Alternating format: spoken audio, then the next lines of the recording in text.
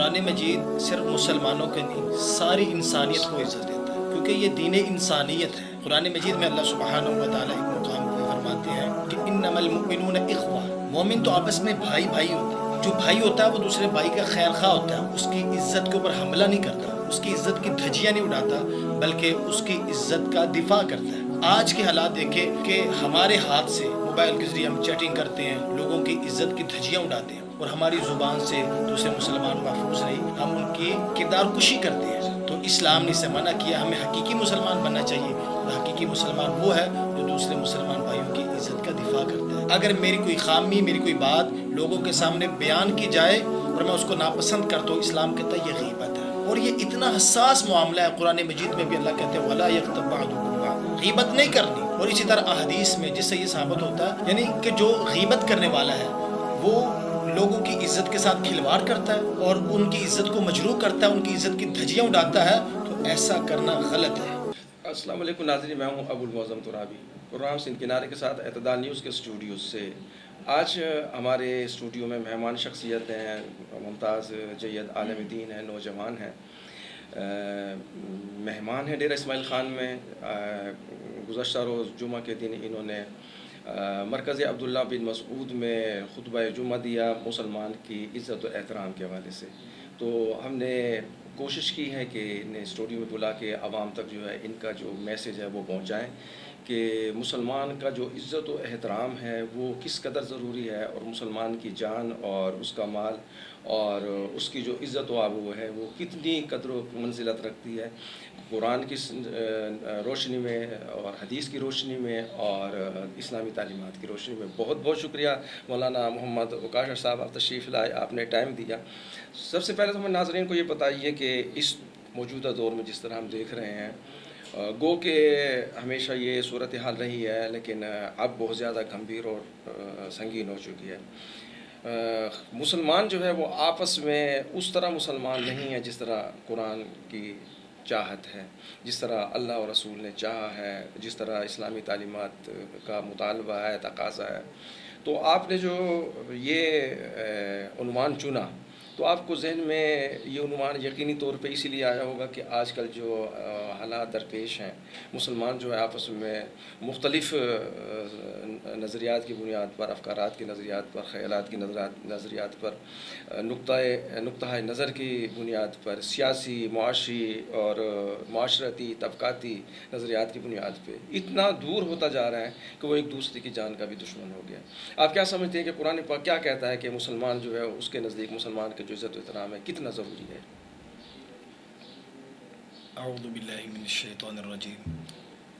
سب سے پہلے آپ کا شکریہ کہ آپ نے مجھے مدعو کیا، اللہ تعالیٰ آپ کو جزائے خیر دے۔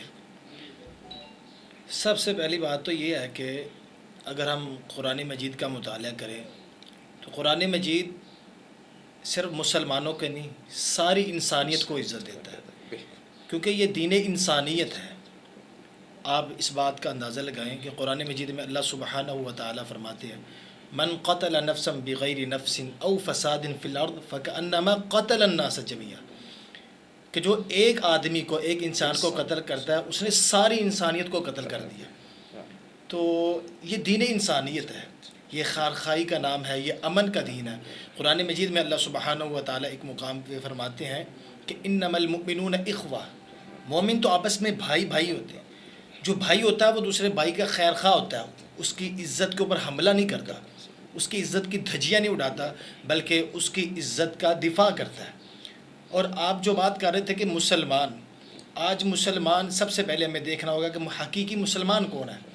صحیح بخاری کی حدیث ہے، اللہ کے پیغمبر نے فرمایا المسلم من سلم المسلمون من لسانہ و یدہ، کہ حقیقی مسلمان وہ ہے کہ جس کی زبان سے، جس کے ہاتھ سے دوسرا مسلمان محفوظ رہے۔ آج کے حالات دیکھیں کہ ہمارے ہاتھ سے موبائل کے ذریعے ہم چیٹنگ کرتے ہیں، لوگوں کی عزت کی دھجیاں اڑاتے ہیں، اور ہماری زبان سے دوسرے مسلمان محفوظ نہیں، ہم ان کی کردار کشی کرتے ہیں۔ تو اسلام نے اسے منع کیا، ہمیں حقیقی مسلمان بننا چاہیے، اور حقیقی مسلمان وہ ہے جو دوسرے مسلمان بھائیوں کی عزت کا دفاع کرتا ہے، نہ کہ ان کی تذلیل کرے۔ بہت خوبصورت آپ نے بات کی کہ دین جو ہے وہ دین اسلام جو ہے انسانیت کا دین ہے اور انسانیت کا خیر خواہ ہے، اور اس کے بعد پھر مسلمان اور مسلمان کا آپس میں عزت و احترام اور قدر و منزلت کی بات ہے۔ تو چونکہ ہم نے یہاں ٹاپک ہی مسلمان کا عزت و احترام رکھا تھا، تو بہرحال آپ نے بہت اچھی خوبصورت آغاز کیا کہ ایک ایسا پیغام جائے دنیا تک کہ اسلام جو ہے وہ صرف مسلمان کا ہی نہیں، انسان کا ہی خیر خواہ ہے اور تمام انسانوں کا بلا تفریق۔ تو یہ بتائیے کہ اب ہم لوگ جو تقسیم ہیں مذہب کی بنیاد پہ، سیاست کی بنیاد پہ، معیشت کی بنیاد پہ، طبقاتی ناہمواریوں کی بنیاد پہ، تو یہ جو تقسیم ہے اسے آپ کیا سمجھتے ہیں کہ یہ تقسیم جائز ہے کہ ہم اس تقسیم کی بنیاد پہ ایک دوسرے کے ساتھ تعصب رکھیں، عداوت رکھیں، ہم دشمنیاں رکھیں اور ایک دوسرے کو نہ صرف بے عزت کریں، ایک دوسرے کی نہ صرف توہین کریں، اہانت کریں، آبرو ریزی کریں، بلکہ ان کی جان تک بھی لے لیں، ان کا خون تک بھی بہا دیں؟ سب سے پہلی بات تو یہ ہے کہ جو آپ نے کیا نا کہ آج یہ تفرقہ بازی کیوں ہے، قرآن مجید نے اس کا حل پیش کیا کہ وَاعْتَصِمُوا بِحَبْلِ اللَّهِ جَمِيعًا وَلَا تَفَرَّقُوا، کہ اللہ کی رسی کو مضبوطی سے تھام لو تو تم تفرقے بازی میں نہیں پڑو گے۔ یعنی ایک ہی حل قرآن نے جو بیان کیا وہ یہ ہے کہ ہم اگر قرآن و سنت کے تابع ہو جائیں، اور اس لیے نبی کریم صلی اللہ علیہ وسلم نے فرمایا تھا کہ ترکت فیکم امرین، میں تم میں دو چیزیں چھوڑ کے جا رہا ہوں، ایک اللہ کی کتاب ہے اور دوسری میری سنت ہے۔ ہم نے قرآن کو بھی پسے پش ڈال دیا، سنت سے بھی اراض کر لیا، اس وجہ سے ہم آج علیحدہ علیحدہ ہیں اور ایک دوسرے کی عزت کی دھجیاں اڑا رہے ہیں۔ دوسری بات کہ میں آپ کے سوال کا حدیث سے جواب دینا چاہتا ہوں کہ اس حدیث کو اگر سمجھ لیا جائے نا تو لوگ، میں نہیں مانتا اگر اس میں تھوڑا سا ایمان ہوگا وہ کسی مسلمان کی اہانت کرے گا، اس کی عزت کے ساتھ کھلواڑ کرے گا یا اس کی عزت کو مجروح کرے گا۔ دیکھیں کہ صحیح بخاری کی حدیث ہے، ابو ہریرہ رضی اللہ تعالیٰ عنہ بیان کرتے ہیں کہ نبی کریم صلی اللہ علیہ وسلم تشریف فرماتے تو آپ نے نا صحابہ کی مجلس میں سوال کیا کہ اتدرون ما الغیبہ، جانتے ہو غیبت کس کو کہتے ہیں؟ تو صحابہ کرام کہتے ہیں اللہ اس کا رسول ہی بہتر جانتا ہے۔ تو پھر آپ نے فرمایا کہ غیبت یہ ہے کہ اپنے بھائی کی اس بات کا تذکرہ کرنا لوگوں میں جس کو وہ ناپسند کرے۔ یعنی کیا مطلب ہے کہ اگر میرے اندر کوئی خامی ہے، میں نہیں پسند کرتا کہ اس کو لوگوں کے سامنے ڈسکس کیا جائے۔ اگر میری کوئی خامی، میری کوئی بات لوگوں کے سامنے بیان کی جائے اور میں اس کو ناپسند کرتا ہوں، اسلام کہتا ہے یہ غیبت ہے۔ اور یہ اتنا حساس معاملہ ہے، قرآن مجید میں بھی اللہ کہتے ہیں وَلَا يَغْتَبْ بَعْضُكُمْ بَعْضًا، غیبت نہیں کرنی، ٹھیک ہے نا۔ اور اسی طرح احادیث میں جس سے یہ ثابت ہوتا ہے یعنی کہ جو غیبت کرنے والا ہے وہ لوگوں کی عزت کے ساتھ کھلواڑ کرتا ہے اور ان کی عزت کو مجروح کرتا ہے، ان کی عزت کی دھجیاں اڑاتا ہے، تو ایسا کرنا غلط ہے۔ کیوں؟ ایک حدیث میں ایک اس کے حوالے میں پیش کرنا چاہتا ہوں کہ نبی کریم صلی اللہ علیہ وسلم نے فرمایا کہ صحابہ جانتے ہو مفلس کسے کہتے ہیں؟ تو صحابہ کرام نے اپنے فہم کے مطابق جواب دیا کہ اللہ کے پیغمبر جس کے پاس مال و دولت نہیں ہے، دولت کے انبار نہیں ہے، یا آج کی زبان میں جس کے پاس ڈالرز نہیں ہے، ریال نہیں ہے۔ تو آپ نے فرمایا نہیں، میری امت کا مفلس آدمی وہ ہے جو کل قیامت کے دن آئے گا تو وہ نمازیں پڑھتا ہوگا، روزے رکھتا ہوگا، زکوٰۃ ادا کرتا ہوگا، یعنی نیکیوں کا ڈھیر لے کے آئے گا، یعنی کہ نیکیوں کے ڈھیر ہوں گے تو پہاڑوں کے برابر۔ تو جب وہ آئے گا تو حتمی لوگ کہیں گے یار یہ آدمی جنتی ہے، ٹھیک ہے نا۔ لیکن ابھی وہ اللہ کی عدالت میں ہوگا تو لوگ آ جائیں گے، ایک آ کے کہے گا کہ اس نے مجھے گالی دی تھی۔ آج کی صورتحال دیکھیں نا کہ لوگوں کو گالیاں دی جاتی ہے اور اس کو معمولی سمجھا جاتا ہے، حالانکہ یہ اتنا حساس معاملہ ہے۔ تو آپ نے فرمایا وہ آدمی شکایت کرے گا، یعنی استغاثہ دائر کرے گا کہ اس بندے نے مجھے گالی دی تھی، دنیا میں میں نے بدلہ نہیں لیا، آج میں بدلہ چاہتا ہوں، ٹھیک ہے۔ ایک بندہ آ کے کہے گا اس نے میرے اوپر ظلم کیا، کوئی کہے گا اس نے میرے ساتھ غیبت کی تھی، کوئی کہے گا اس نے میری عزت کا دفاع نہیں کیا، اس کی دھجیاں اڑائی۔ تو نبی کریم صلی اللہ علیہ وسلم نے فرمایا اللہ تعالیٰ کہیں گے کہ یہ جو مظلومین ہیں نا ان کو نیکیاں دینا شروع کر دو۔ یہ جو حاجی صاحب، نمازی صاحب، مسلمان تھے، اپنے آپ کو مومن کہنے والے اور محبت کے دعوے کرنے والے، ان کی نیکیاں ان لوگوں کو دو جن کے ساتھ یہ ظلم کرتا رہا۔ تو اس کی نیکیاں ان کو دینا شروع ہو جائیں گے، حتیٰ کہ اس کی نیکیاں ختم ہو جائیں گے. لیکن جو مظلومین ہیں وہ آ رہے ہیں کہ اس نے میرے ساتھ یہ کیا، تو آپ نے فرمایا پھر لوگوں کے گناہ اس کے کھاتے میں ڈال دیے جائیں گے اور اس کو جہنم میں پھینک دیا جائے گا. یعنی کسی کی عزت کو پامال کرنا، کسی کو گالی دینا، کسی کی غیبت کرنا، چغلی کرنا، یہ اتنے سنگین اس کے نتائج ہیں کہ ہم اس کی پرواہ نہیں کرتے کہ آخرت میں اس کا بہت برا انجام ہے، اور وہ انجام جہنم کی صورت میں. اچھا، آپ نے غیبت کی بات کی تو تھوڑا سا ہم یہاں تہمت اور بہتان کو بھی تھوڑا سا ڈسکس کر لیں تاکہ ہمارے ناظرین کو پتہ چل جائے. تو تہمت اور بہتان کو شرعی حیثیت، شرعی طور پر آپ کیا دیتے ہیں، کیا ہوتا ہے، تھوڑا سا ناظرین کو سمجھا دیں، اور اس کی کیا سزا ہے؟ نبی کریم صلی اللہ علیہ وسلم نے جب فرمایا تھا نا کہ اتدرون ما الغیبہ، جانتے ہو کہ غیبت کس کو کہتے ہیں؟ تو اس وقت آپ نے فرمایا کہ ذکر کا اخاک بما یکرہ، یعنی اپنے بھائی کی اس چیز کو بیان کرنا جس کو وہ ناپسند کرے. دیکھیں نا، میرے اندر کوئی خامی ہے، میں نہیں چاہتا اس کو پبلک میں ڈسکس کیا جائے، ٹھیک ہے نا، یہ ہے غیبت. تو صحابہ کہتے ہیں اللہ کے پیغمبر اگر اس کے اندر وہ خامی موجود ہے جو چیز ہم بیان کر رہے ہیں، تو آپ نے فرمایا اسے تو غیبت کہتے ہیں، ٹھیک ہے نا. اگر وہ چیز موجود نہیں ہے تو یہ بہتان ہے، اس کے اوپر تہمت ہے. شریعت اسلامیہ ہوگی تو اس آدمی کو کوڑے لگائے جائیں گے. اچھا، یہاں پہ میں موجودہ حالات کے مطابق کہ کردار کشی کی جاتی ہے اسی حدیث کے تناظر میں کہ ہم نہیں سمجھتے یار یہ غیبت ہے، حالانکہ یہ اتنا حساس معاملہ ہے کہ نبی کریم صلی اللہ علیہ وسلم ایک غزوہ کا موقع تھا، ایک جنگ کا موقع تھا. تو آپ نے نا اپنے صحابہ کو ساتھ لیا. تو شیخین یعنی حضرت ابو بکر اور سیدنا عمر رضی اللہ تعالی عنہما، یہ دونوں بھی صحابی ساتھ تھے. تو انہوں نے نا اپنے ساتھ ایک غلام رکھا اس مقصد کے لیے. عرب لوگ کیا کرتے تھے کہ کوئی ہمارا بستر بچھائے گا، ہمارے لیے کھانے کا بندوبست کرے گا، خدمت کے لیے رکھا ہوتا. تو اسی طرح انہوں نے رکھا، سو گئے. تو جب اٹھے تو انہوں نے دیکھا کہ کھانے کا وقت ہے لیکن غلام ابھی تک سویا ہوا ہے. تو اب یہ دیکھیں کہ دونوں پاکیزہ ترین ہستیاں ہیں. تو انہوں نے جب دیکھا یہ سوئے تو اس کے بارے میں باتیں کی، یار یہ دیکھو ہم اس کو کس مقصد کے لیے لے کے آئے ہیں.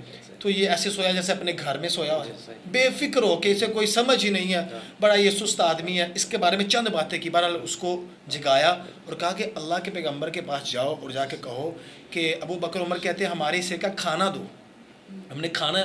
تو بلکہ حدیث میں جو الفاظ ہیں وہ سالن کے ہیں. تو وہ غلام گیا، اس نے جا کے کہا کہ اللہ کے پیغمبر ابو بکر و عمر رضی اللہ عنہما نے بھیجا ہے تو ان کے لیے کھانے کے لیے کچھ دے. تو آپ نے فرمایا انہوں نے کھانا کھا لیا. صحیح. وہ غلام بڑا حیران ہوا، اگر انہوں نے کھانا کھایا ہوتا تو مجھے بھیجتے نا. اور ادھر اللہ کے پیغمبر ہے جو کبھی جھوٹ نہیں بولتے، وما ينطق عن الهوى ان هو الا وحی یوحى، جو اللہ کی مرضی کے ساتھ بات کرتے ہیں، اپنی مرضی سے بات نہیں کرتے. بہرحال آپ نے کہا تو وہ واپس پلٹ آیا. تو جب شیخین نے دیکھا کہ وہ خالی ہاتھ پلٹا ہے تو اسے کہا کہ بھائی کھانا نہیں لے کے آئے.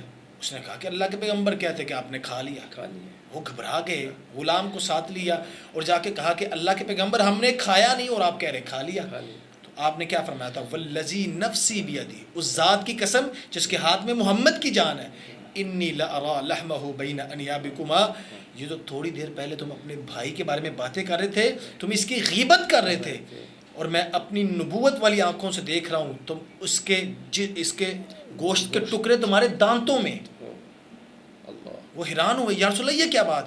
میں تھوڑی دیر پہلے اس کی غیبت کر رہے تھے، اس کے بارے میں باتیں کر رہے تھے، اور یہ ایسی باتیں تھی چاہے وہ ٹھیک تھی لیکن اس کو ناپسند کرتا ہے وہ، ٹھیک ہے نا.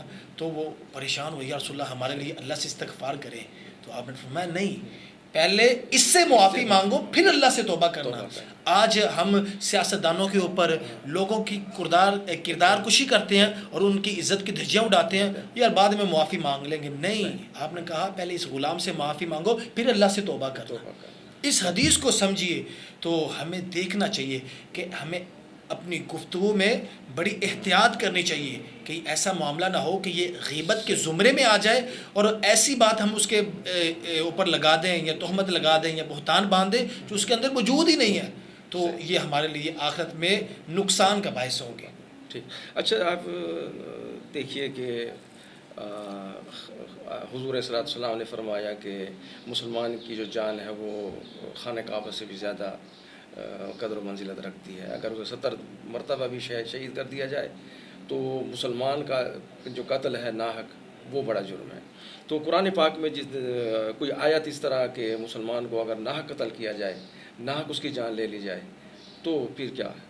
دیکھیں جی, قرآن مجید میں تو اللہ تعالیٰ نے مطلقاً کہا کہ من قتل نفسا بغیر نفس او فساد فی الارض فکأنما قتل الناس جميعا, کہ جو ایک مسلمان کو, ایک انسان کو, اس میں مسلمان بھی ہیں اور غیر مسلم بھی ہیں, یعنی جو ایک انسان کو, ایک مسلمان کو قتل کرتا ہے وہ ایسے جیسے اس نے ساری انسانیت کو قتل کر دیا. بلکہ میں اس کی وضاحت ایسے کروں گا کہ اس نے ایسے جیسے کسی مسلمان کو قتل کیا, اس نے پھر ایسے کیا جیسے اس نے اپنے والد کو قتل کر دیا, اس نے اپنی ماں کو قتل کر دیا, اس نے اپنے بھائی کو قتل کر دیا, اپنے جتنے بھی قریبی رشتہ دار ان کو قتل کر دیا. کیونکہ قرآن کہتا ہے فَكَأَنَّمَا قَتَلَ النَّاسَ جَمِيعًا, ساری انسانیت میں اس کے رشتہ دار بھی ہیں. تو یہ اتنی اہمیت کا معاملہ ہے. بلکہ قتل تو بہت دور کی بات ہے. صحیح بخاری کی حدیث ہے, نبی کریم صلی اللہ علیہ وسلم نے فرمایا من اشار الی اخی, جو بندہ بحدیدہ, جو بندہ اسلحے کے ساتھ نہ اپنے بھائی کی طرف اشارہ کرتا ہے, صرف اشارہ کیا, اس کو چلاتا نہیں ہے, تو آپ نے فرمایا تلعنہ الملائکہ, اللہ کے فرشتے اس کے اوپر لعنتیں کرتے رہتے ہیں. ٹھیک ہے نا, حتی یدائی, جتنی دیر تک وہ اس کو پیچھے نہیں کرتا. آپ دیکھیے صرف اس کی طرف اشارہ کرنا ایسے ہتھیار کے ساتھ جس سے انسان کی جان چلے جاتی ہے, تو اس کے اوپر شریعت اسلامیہ نے اتنی سختی کی ہے کہ فرشتے اس کے اوپر لعنتیں کرتے ہیں صرف اشارہ کرنے کے اوپر. تو جو آدمی کسی کو قتل کر دے اس کی سزا کیا ہو؟ اچھا, مجھے ایک آیت یاد ہے, وَمَن يَقْتُلْ مُؤْمِنًا مُتَعَمِّدًا فَجَزَاؤُهُ جَهَنَّمُ خَالِدِينَ فِيهَا, خالدن فیہا, کہ مطلب ایک مسلمان کو اگر ناحق قتل کر دیا جائے تو جو قاتل ہے اس کو وہ ہمیشہ, ایک دیکھیں ایک کافر ہے, ایک مشرک ہے, وہ ہمیشہ جہنم میں رہے گا, اور ایک وہ اس مومن کو ناحق قتل کرنے والا جس نے کوئی گناہ ہی نہیں کیا اور اسے قتل کر دیا گیا. تو اچھا, خطبہ حجۃ الوداع میں ہم دیکھتے ہیں کہ حضور صلی اللہ علیہ وسلم نے انسان کی بات کی, مسلمان کی بات کی, میاں بیوی کے, اولاد کے, والدین کے حقوق کی بات کی, اس کی غلام کے حقوق کی بات کی. تو یہ جو خطبہ حجۃ الوداع ہے یہ تو پورا نچوڑ ہے اسلامی تعلیمات کا. تو اس حوالے سے آپ اس کی روشنی میں مسلمانوں کو کیا چاہیے کہ مسلمان کا, جس طرح آپ بات کر رہے ہیں کہ ایک انسان کا اور پھر مسلمان کا جو ادب ہے, احترام ہے, اس کی جو جان کا اور عزت کا, آبرو کی جو قدر و منزلت کرنی چاہیے, وہ آپ کیا سمجھتے ہیں؟ سب سے پہلی بات تو یہ ہے کہ خطبہ حجۃ الوداع یہ ایسا خطبہ ہے جس میں نبی کریم صلی اللہ علیہ وسلم نے انسانی حقوق کو بیان کیا ہے, انسانی حقوق میں. اور اس میں آپ نے فرمایا تھا کہ جس طرح آج کا دن محترم ہے, جس طرح آج کا دن حرمت والا ہے, اسی طرح ایک مسلمان کی جان بھی محترم ہے, اس کی عزت بھی محترم ہے. ٹھیک ہے نا. اور جس طرح آپ کہہ رہے تھے کہ نبی کریم صلی اللہ علیہ وسلم نے مسلمان کو اتنی عزت دی, میں کہتا ہوں کہ جس طرح آپ کسی مسلمان کے مال کے اوپر حملہ کرتے ہیں اور یہ گناہ ہے نا, اسی طرح اس کی عزت کے اوپر حملہ کرنا بھی گناہ ہے, اسے حقیر جاننا بھی گناہ ہے, اس کی غیبت کرنا بھی گناہ ہے, اس کے اوپر الزام لگانا بھی گناہ ہے. تو یہ اتنی عزت والا مسلمان ہے کہ نبی کریم صلی اللہ علیہ وسلم نے بیت اللہ میں گئے. حضرت عبداللہ بن عباس کہتے ہیں کہ آپ نے میرے کندھے کے اوپر ہاتھ رکھا تو فرمایا کہ بیت اللہ تیری عظمت بہت ہے, ٹھیک ہے نا, تیری شان بہت ہے, تو حرمت والا ہے, لیکن ایک مسلمان کی حرمت تیری حرمت سے زیادہ ہے. آپ اس کو اس تناظر میں دیکھیں سب سے پہلے کہ بیت اللہ جس کے بارے میں قرآن کہتا ہے ان اول بیت وضع للناس للذی ببکۃ مبارکا وہدی للعالمین, اور حدیث میں نبی کریم صلی اللہ علیہ وسلم نے خود اس کی عظمت کو بیان کیا.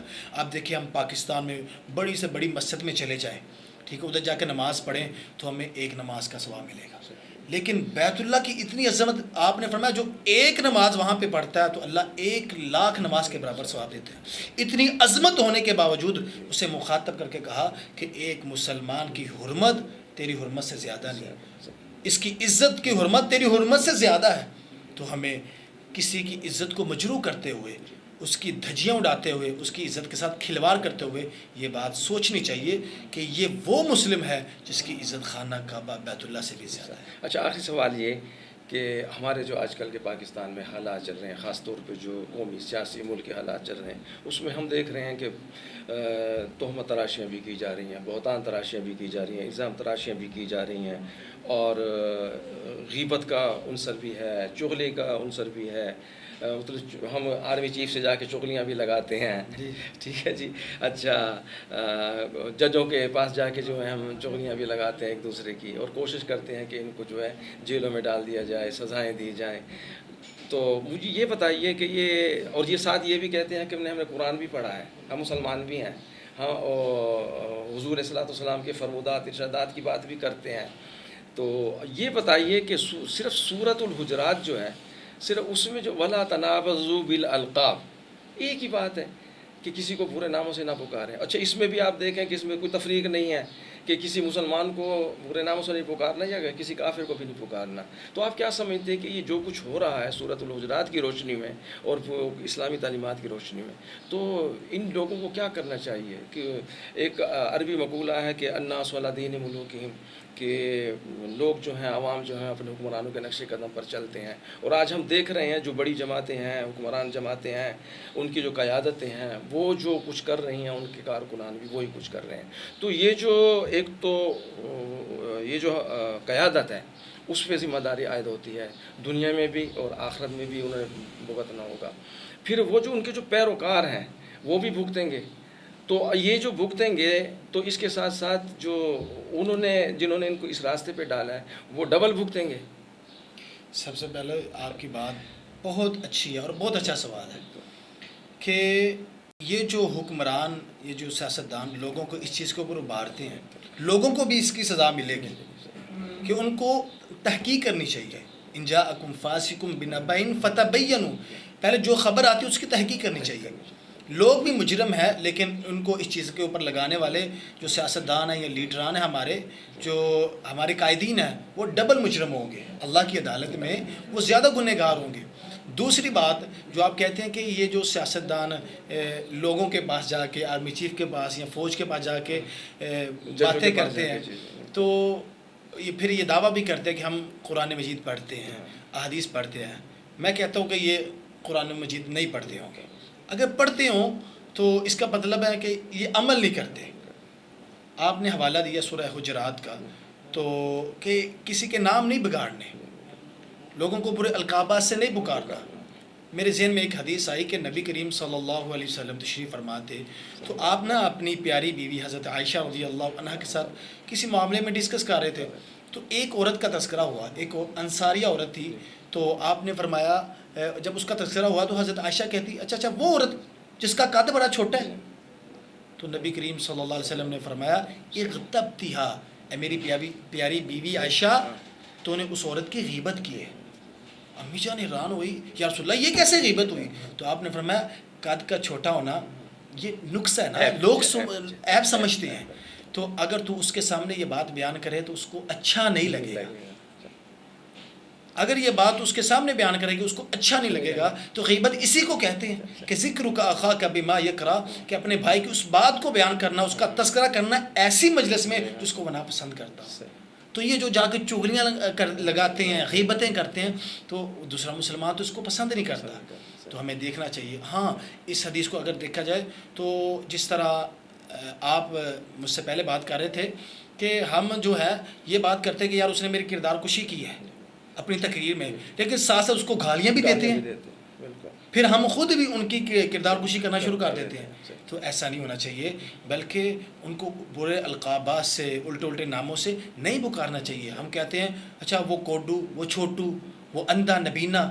تو نبی کریم صلی اللہ علیہ وسلم نے کیا فرمایا؟ یہ کہا تھا نا امی جان نے کہ وہ چھوٹے قد والی، آپ نے فرمایا نہیں، تو نے اس کے غیبت کی ہے. تو ہمیں ایسے کاموں سے اوائڈ کرنا چاہیے، بچنا چاہیے کہ جس سے دوسرے مسلمان کی عزت مجروح ہوتی ہے. کیونکہ اسلام دین انسانیت ہے، اس کی تعلیمات ساری انسانیت کے لیے. جس طرح مسلمان کی عزت اس کا دفاع کرنا چاہیے، بلکہ نبی کریم صلی اللہ علیہ وسلم نے فرمایا کہ من رد عن ارض اخی، کہ جو مسلمان اپنے مسلمان بھائی کی عزت کا دفاع کرتا اس کی غیر موجودگی میں، رد اللہ عن وجہہ النار یوم القیامہ، کل جب قیامت کا دن ہوگا، اللہ تعالیٰ غصے میں ہوں گے، لوگ پریشان ہوں گے، تو اللہ تعالیٰ اس وقت لوگوں کی عزت کا دفاع کرنے والا اس کی غیر موجودگی میں اللہ تعالیٰ اس کے چہرے کو جہنم کی آگ سے بچائیں گے. تو یہ ہے کہ بلکہ ایک بہت بڑے امام ہیں، امام نووی رحمۃ اللہ علیہ فرماتے ہیں کہ کسی مسلمان کے لیے جائز نہیں وہ ایسی مجلس میں بیٹھے جہاں پہ اس کے مسلمان بھائی کی عزت کو مجروح کیا جا رہا ہو، اس کی عزت کی دھجیاں اڑائی جا رہی ہوں، یعنی جہاں پہ غیبت ہو رہی ہو، چغلی ہو رہی ہو، ایسے جلسے میں، ایسی تقاریر میں، تو فرمایا جائز نہیں. ہاں اگر بیٹھے تو اس کی عزت کا دفاع کرے، یاری ایسے نہ کرو، اس کے اندر یہ بات نہیں ہے، اگر ہے تو علیحدگی میں جا کے اس کے ساتھ بات کرو. ٹھیک ہے، اگر ایسا نہیں کر سکتا، نہیں روک سکتا، یا اس کے کہنے سے وہ لوگ نہیں رک سکے، تو اسے چاہیے کہ اس مجلس کو چھوڑ کے چلا جائے. مسلمان کے لیے وہاں پہ بیٹھنا جائز نہیں ہے. آج تو ہم چسکے لے لے کے نا ایسی مجلسیں ڈھونڈتے ہیں، ایسی میٹنگز میں جاتے ہیں جہاں پہ مسلمان کی عزت کے اوپر حملہ کیا جاتا ہے، ان کی عزت کے ساتھ کھلواڑ کیا جاتا ہے. تو ہمیں ان باتوں سے بچنا چاہیے کیونکہ قرآن و حدیث اس بارے میں بہت سخت ہے کہ کسی مسلمان کی کردار کشی کرنا، بلکہ آپ دیکھیں گے احادیث اور قرآن مجید کی آیات مسلمان کا دفاع کرنے کا حکم دیتی ہے. بلکہ فرمایا الغیبت اشد من الزنا، کہ غیبت جو ہے وہ زنا سے بھی بدتر ہے. آپ کا بہت بہت شکریہ مولانا. ناظرین، آپ نے مولانا محمد وقاشہ صاحب کی گفتگو سنی اسلامی تعلیمات کی روشنی میں، قرآن و سنت کی روشنی میں. ایک نتیجہ ہم یہاں پر اپنے ملک کی قومی سیاسی حالات کے حوالے سے نکالیں گے کہ بہت سارے لوگ جو ہیں، سیاسی پارٹیاں، سیاسی جماعتیں اور یہ سیاسی قائدین حکومت میں آئے تھے، حکومت میں رہے تھے، آج حکومت میں ہیں. ثبوت و شواہد کی بنیاد پہ عدالتوں میں جا کر کسی کے خلاف مقدمات درج نہیں کراتے، دائر نہیں کرتے، اور وہاں جا کر انصاف حاصل کرنے کی کوشش نہیں کرتے، لیکن جلسوں میں، جلوسوں میں تہمتیں، بہتان اور الزام تراشیاں کر رہے ہیں. چاہے وہ جو بھی ہیں، جس پارٹی سے تعلق رکھتے ہیں، جس مذہب سے، جس فقہ سے، جس عقیدے سے تعلق رکھتے ہیں. تو ہم دیکھ رہے ہیں کہ اور جو خاص طور پہ مسلمان ہونے کا دعویٰ کر رہے ہیں، جو خاص طور پہ قرآن و حدیث جاننے کا، سمجھنے کا اور عمل کرنے کا دعویٰ کر رہے ہیں، جو پاکستان کو جو ہے وہ پاکستان میں نفاذ شریعت کے لیے جد و جہد کی بات کرتے ہیں، جو کوئی پاکستان کو ریاست مدینہ بنانے کی بات کرتا ہے، کوئی پاکستان کو نظریہ پاکستان کے مطابق ڈھالنے کی بات کرتا ہے. لیکن اگر ہم دیکھیں اس پوری گفتگو میں تو قرآن و سنت سے ہٹ کر پاکستان کو اسلامی پاکستان کبھی نہیں بنایا جا سکتا. اسی کے ساتھ ابو المعظم ترابی کو اجازت دیجیے. اللہ حافظ.